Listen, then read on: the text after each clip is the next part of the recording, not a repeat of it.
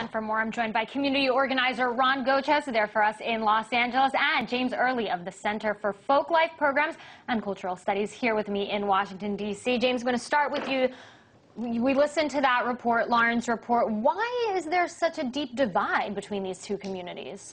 Well, I'm not sure that we should go too quickly to suggest that there is a deep divide. There obviously is antagonism, and it's expressing itself in violence.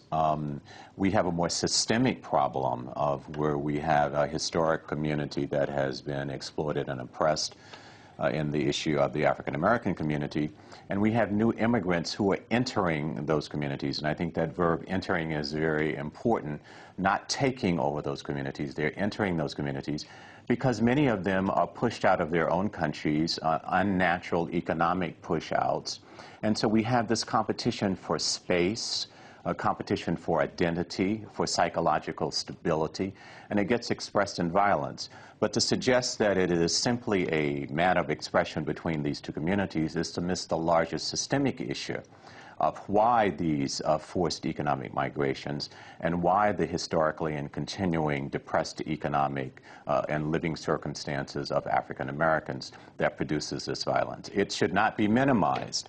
Yeah, it's certainly important to address the whys here, but, you know, we do see this violence springing up there in New York City. Ron, I want to bring you into the conversation. Same question that I addressed to James. I mean, why do you think this is happening? Because we've seen this sort of spike in violence right now over there in New York, at least, between these two communities. Well, I think when we take a closer look, what we see is that they're, working class people who are really at the bottom of the socioeconomic, I guess, strata in this country. You don't see Oprah Winfrey and George Lopez fighting in these videos. You're seeing poor working class people who are fighting for resources, the very little resources that are in our communities. So, I think that the great majority of the people across this country get along. I know in South Central LA, where I live and work, most of the people get along. Do we have tensions? We do. But I think the great majority of the people get along. So it's not something I think it's as big of a problem as some people make it seem. But I think that we do have to deal with these issues. We have to educate our communities and educate our youth and let them know, look, we have a lot more in common than we do than anything else. So we have to get along and struggle along together because we're in the same situation, and only together can we get out of it. So you guys are essentially saying the same thing. You have more in common than you don't. So why not come together and sort of, take advantage of this, capitalize on it? I mean, you guys the communities can be a force to be reckoned with, but they're not currently. Why not? Well, objectively, we have more in common, and I think Ron is absolutely right. When you look at the circumstances, logic would suggest that we should be collaborating against the larger issues that are restraining our communities and setting the context for these antagonisms between us. But Ron also points to the issue of education. New immigrants don't understand who African Americans are as the crucible of the test case of democracy in this republic.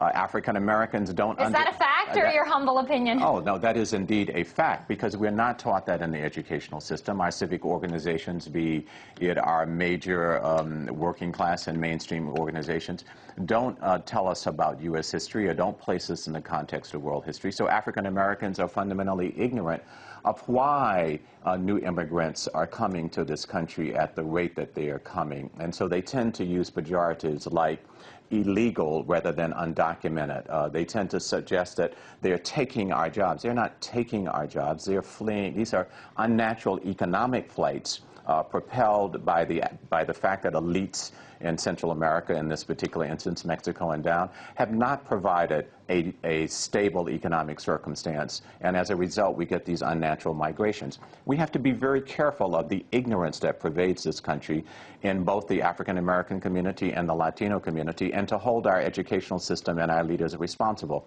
No one talks about the hundreds of Africans who are dying at this very moment, drowning off the coast of North Africa, having walked all the way from Central Africa across deserts. This is going on daily. Are the tons of Moroccans and Algerians and Eastern Europeans and black Africans who are stacked up in the channel outside of London.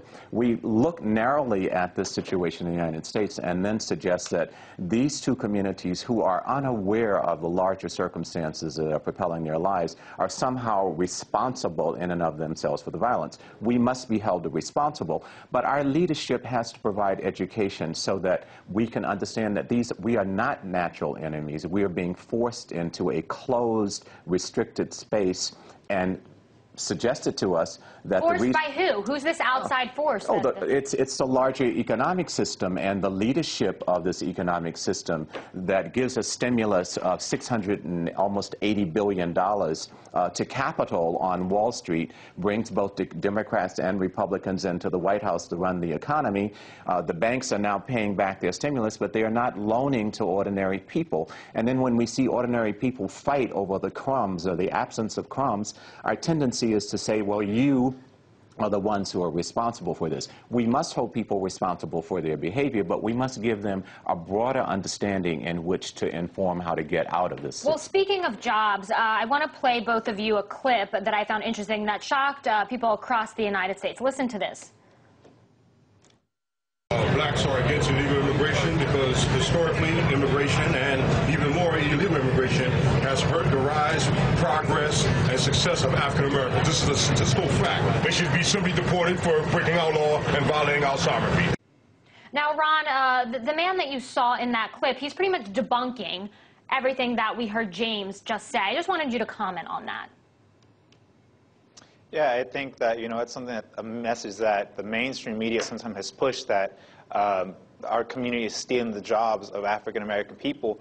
But when we look in African-American communities where there's a very low number of Latino people, there's still an extremely high unemployment rate. So I think that's a message, that's a political statement that's completely wrong. And I think that when you look at the numbers across the country, for both the Latino and the African-American population, unemployment is much higher than the white population. So, I think that the jobs that a lot of Latinos have are not the jobs that, that anybody else wants to take. So I really don't buy that. I think that the great majority of working class people are looking for jobs, and it just so happens right now that a lot of the dirtiest and toughest work there is out there, Latinos are willing to do, and they're willing to do it for less than anybody else because of the economic conditions. So I think that, both communities are struggling right now, and I think that the powers that be, you asked earlier who was responsible, who was the outside force. I think it's mainstream media, it's the elites. Those are the ones, they benefit from the fact that black and brown people are separated and fighting each other. And like you correctly said before, if the communities united and work together, we could be a potential force.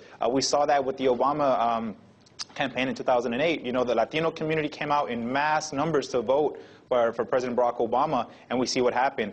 So I think that in the future, if we realize the potential power and we continue to work together, we can do a lot of things. But I think that, just pointing the fingers at each other is kind of like the old, the crab in the bucket theory. If we keep trying to pull each other down, we're never going to get anywhere. Well, James mentioned, dealing with this quote-unquote ignorance that he says is pervasive, and that he says is also kind of that, not really a tangible, but still an outside force that is preventing you folks from coming together. How would you address dealing with this quote-unquote ignorance?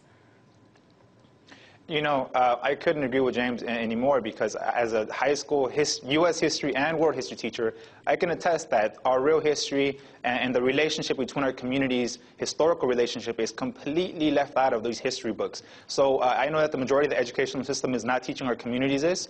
It's not teaching how the fact that thousands of African people who were slaves in this country fled slavery and went into Mexico to live because it was illegal to have slaves in Mexico at the time. So these are the type of relationships that our communities don't know. They don't know these things because they're not in the educational system. They're left out of mainstream media. And in fact, in most cases, when they talk about the relationship between black and brown people in the mainstream media, it's always of a negative sense. So for these reasons, it's a miseducation of the school system, and then the media, for the most part, plays us against each other. So it's really kind of just like instigating problems in our communities. But I think that, like was said earlier, if the leadership in our communities comes out and educates our people and lets us know that we shouldn't be fighting each other, I think we'll be much better off. And I really think that that is going to happen. But we have to be very careful, because in these times, in such bad economic conditions, if we don't do that, we're going to continue to scapegoat each other. And then that's going to be really, really bad news for both of our communities. And you're certainly trying to do that over there in California. Ron Gochez first in Los Angeles, James Early here in Washington, D.C. I want to thank you both for a great discussion here on RT Today.